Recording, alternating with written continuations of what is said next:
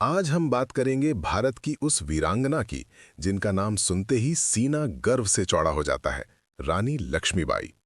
उनकी कहानी सिर्फ तलवार और युद्ध की नहीं है, बल्कि साहस, आत्मसम्मान और बलिदान की ऐसी मिसाल है जो आज भी हर भारतीय को प्रेरित करती है।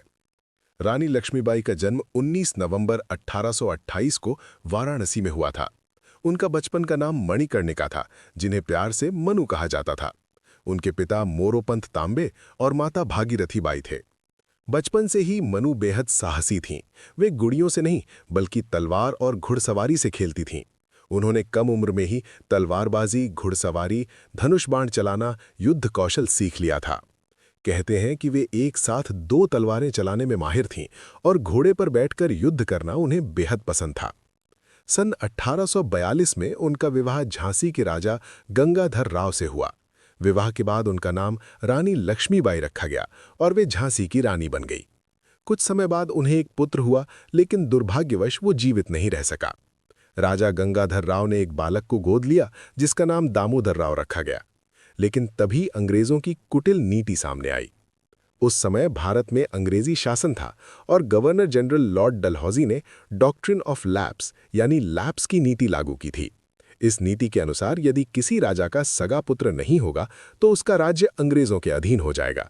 अंग्रेजों ने दामोदर राव को उत्तराधिकारी मानने से इनकार कर दिया और झांसी पर कब्जा करने की कोशिश की।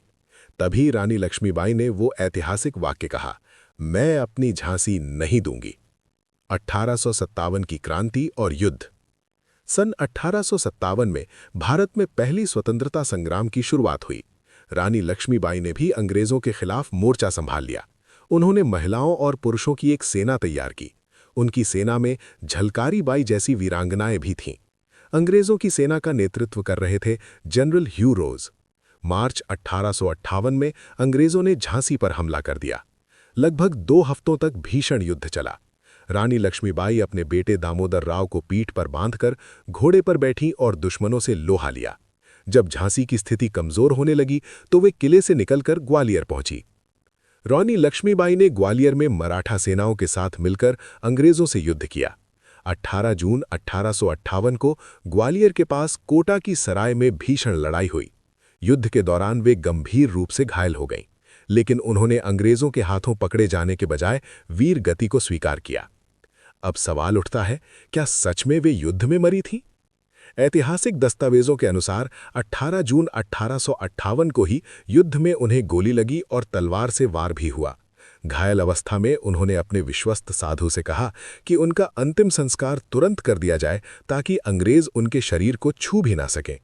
कई अफवाहें फैलीं कि वे बच गई थीं या गुप्त रूप से कहीं चली गई थीं, लेकिन अधिकांश इतिहासकार मानते हैं कि 18 जून 1858 को ही उन्होंने वीरगति प्राप्त की।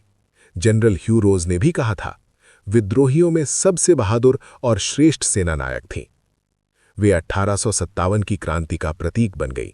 उनकी बहादुरी पर कवित्री सुभद्रा कुमारी चौहान ने प्रसिद्ध कविता लिखी, खूब लड़ी मर्दानी वो तो झांसी वाली रानी थी। आज भी उनका नाम साहस और देशभक्ति का प्रतीक है। एक 29 साल की रानी जिसने दुनिया की सबसे ताकतवर हुकूमत को चुनौती दी, जिसने अपने बेटे को पीठ पर बांधा और आखिरी सांस तक लड़ी। वो सिर्फ झांसी की रानी नहीं थी, वो भारत की आत्मा थीं।